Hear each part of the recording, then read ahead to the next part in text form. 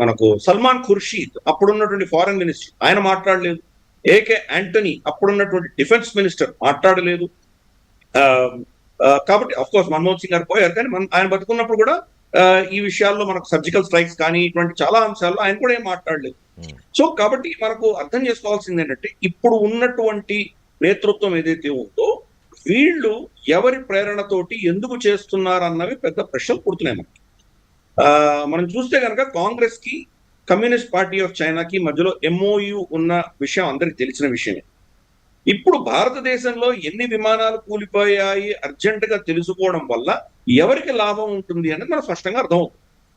Already మా విమానాలు ఏవైతే ఉన్నాయో J-10C కావచ్చు, లేదా మనకు 17 కావచ్చు, PL-15E air to air beyond visual range missiles కావచ్చు, ఇవి చాలా అద్భుతంగా పనిచేసినాయి అని చెప్పేసి ఆల్రెడీ చైనా ఒక నెరేటివ్ సృష్టించింది ప్రపంచవ్యాప్తంగా.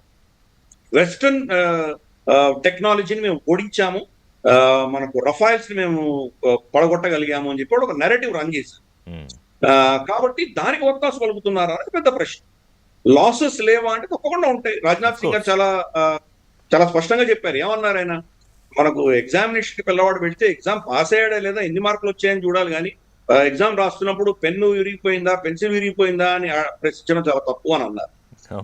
అలాగే డొనాల్డ్ ట్రంప్ చెప్పిన స్టేట్మెంట్ కూడా మనకు విదేశాంగ మంత్రి కావచ్చు, లేదా మనకు రాజ్నాథ్ సింగ్ గారు కావచ్చు, లేదా అమిత్ షా గారు కావచ్చు, చాలా స్పష్టంగా చెప్పారు, మేము పార్లమెంట్ సాక్షిగా చెప్తున్నటువంటి స్టేట్మెంట్స్ ని మీరు ప్రమాణంగా తీసుకుంటారా, విదేశాల్లో ఎవరో ఏదో ఇచ్చిన స్టేట్మెంట్ ప్రమాణంగా తీసుకుంటారా?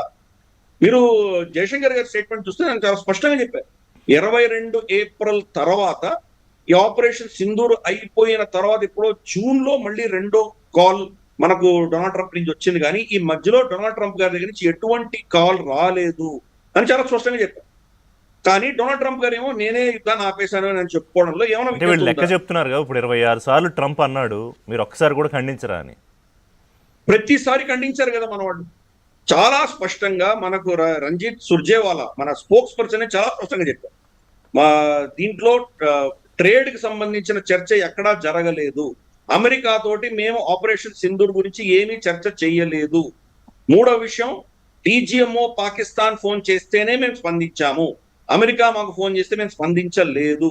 3 అంశాలు స్పష్టంగా మన స్పోక్స్ పర్సన్ కావచ్చు, జయశంకర్ గారు కావచ్చు, మోదీ గారు కావచ్చు.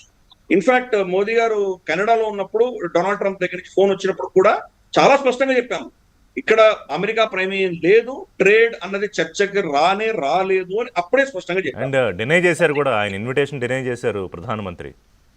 కరెక్ట్ అంటే వీళ్ళ అపోజిషన్ ఉద్దేశం ఏంటి, ఏదో విధంగా డొనాల్డ్ ట్రంప్ పేరు చెప్పి డొనాల్డ్ ట్రంప్ తప్పు చెప్పాడు అని మనకు చెప్పించాలి అని వీళ్ళు ప్రయత్నం చేస్తారు. దానివల్ల లాభం ఉంటుంది. ఆబ్వియస్లీ ఎవరితో వీళ్ళకి ఎంఓఏ చేసుకున్నారో వాళ్ళతో లాభం ఉంటుంది. అందుకని భారతదేశానికి అమెరికాకి మధ్యలో సంబంధాలు క్షీణించే దిశగా ప్రయత్నాలు ఎందుకు చేస్తున్నారు వీళ్ళని ప్రశ్నించారు. ఎటువంటి డిఫెన్స్ ఇండస్ట్రియల్ లాబీకి వీళ్ళు వత్తాసు పలుకుతున్నారు అనేది ప్రశ్నించారు. మనము రాజ్నాథ్ సింగ్ గారు అందుకనే ఆయన వక్తవ్యంలో చాలా స్పష్టంగా అడిగారు, మీరు అడగవలసిన ప్రశ్నలు ఏంటి, పాకిస్తాన్ లో ఎన్ని విమానాలు మనవాళ్ళు కూల్చారని మీరు ఎందుకు అడగట్లేదు అని అన్నారు. ఎందుకంటే అది కనుక సమాధానం చెప్తే తప్పకుండా చైనా యొక్క చెంగ్డు కార్పొరేషన్ ఎంత నష్టపోయింది, వాళ్ళ BVRM ఎందుకు పనికి రాకుండా ఎందుకు మన రాజస్థాన్ ఎడారుల్లో అలా పడిపోయి ఉన్నాయి, తర్వాత వాళ్ళ JF-17లు JF-10లు ఎన్ని కూల్చాం మనము, వాళ్ళ ఎయిర్ డిఫెన్స్ సిస్టమ్స్ ఎన్ని కూల్చాం మనము, వాళ్ళ ఇతరత్ర చైనా నుంచి తెచ్చుకున్నటువంటి అంశాలన్నీ మనం ఎలా కౌంటర్ చేయగలిగాము, ఇవన్నీ ఎక్స్పోజ్ అవుతే చైనా ఇండస్ట్రియల్ కాంప్లెక్స్ దెబ్బతింటుంది. అందుకని మీరు దాని గురించి ఎందుకు ప్రశ్నించట్లేదు అని చెప్పి ఆయన చాలా స్పష్టంగా రాజ్నాథ్ సింగ్ మీరు చెప్పిన దాంట్లో ఏంటంటే చైనాకి ఎక్కడ ఇబ్బంది కలగకూడదు, చైనాకి ఎక్కడ దెబ్బ తగలకూడదు అని కాంగ్రెస్ పార్టీ బిహేవ్ చేస్తుందా? తప్పకుండా నాకైతే అలాగే అనిపిస్తుంది. ఎందుకంటే ఈ అడిగే ప్రశ్నలన్నిటికీ సమాధానాలు ప్రభుత్వం ఏ సమాధానం ఇచ్చినా దాని వెనకాల చైనా యొక్క విజయం కింద చిత్రీకరించేటువంటి కుట్ర మాత్రమే మనకు కనిపిస్తుంది. ఈ రోజు రఫాయల్ ఒకటి పడిపోయింది అనుకుందాం, కాసేపు పడిపోయింది లేదా ప్రభుత్వం అఫీషియల్ గా చెప్పలేదు, పడిపోయింది అనుకుందాం. ఒకవేళ పడిపోయింది అంటే ఎలా పడిపోయి ఉంటుంది, అది పాకిస్తాన్ దగ్గర ఏం అస్త్రాలు లేవు అని చైనీస్ అస్త్రాలు వాడారు, కాబట్టి చైనీస్ అస్త్రంతో దీన్ని ఓడించగలిగాము అన్నటువంటి ఒక నెరేటివ్ ఉంటుంది. భారత పాకిస్తాన్ మధ్యలో యుద్ధం అన్నది ఎవరికి పట్టదు. చైనాకి పట్టదు, అమెరికాకి పట్టదు, నేటో ఎవరికీ అక్కర్లేదు. వాళ్ళ అస్త్రాల యొక్క శక్తిని ప్రపంచ మార్కెట్ లో చెప్పుకోవడానికి వాళ్ళకి కావాలి. దానికి మన అపోజిషన్ పార్టీస్ ఒత్తాసు పలుకుతుంది. అది మనకు వచ్చిన ఇబ్బంది ఇక్కడ అంతా. అందుకని భారత ప్రభుత్వం దీని గురించి ఏం మాట్లాడలేదు. 2 విషయాలు దీంట్లో. మొదటి రోజే మన వాళ్ళు ఏం చెప్పారంటే ఆల్ పైలట్స్ ఆర్ సేఫ్ అన్న. ఎవరెవరు పైలట్లు పైకి పెట్టారో అందరూ సురక్షితంగా తిరిగి వచ్చారని చెప్పారు. తర్వాత రాజ్నాథ్ సింగ్ గారు పార్లమెంట్ సాక్షిగా ఏం చెప్పారు, వాళ్ళు మన మీద చేసిన ఏ దాడిలో కూడా మన ఏ మేజర్ మిలిటరీ అసెట్ కూడా నష్టపోలేదు అని చాలా స్పష్టంగా చెప్పారు. అంటే మనం రీడ్ బిట్వీన్ ద లైన్స్ అంటాం కదా, దీంట్లో చూడాలి.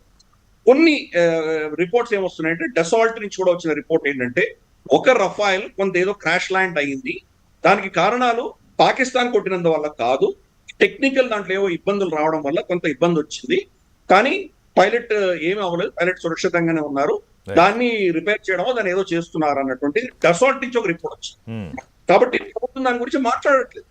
కానీ డసాల్ట్ ఇలా పడిపోయిందనో లేదా మన రఫాయిల్ ఏదో దెబ్బ తగిలిందనో చెప్తే దానివల్ల చైనా వాళ్ళ అస్త్రాలు అమ్ముకుని మన భారత శక్తిని లేకపోతే ఫ్రాన్స్ శక్తిని నీరుగార్చే దిశగా ప్రయత్నాలు జరుగుతాయి. కాబట్టి దాని దిశగా ఈ సమాధానం రాబట్టేటువంటి ప్రయత్నం జరుగుతోంది చాలా స్పష్టంగా మనకు కనిపిస్తుంది. కాబట్టి ఇది ఒక డిఫెన్స్ ఇండస్ట్రియల్ కాంప్లెక్స్ యొక్క శక్తితోటి ఈ ప్రశ్నలు లేవనెత్తుతున్నారు వాళ్ళు. అడగవలసిన మీరు ఒక కొత్త చర్చ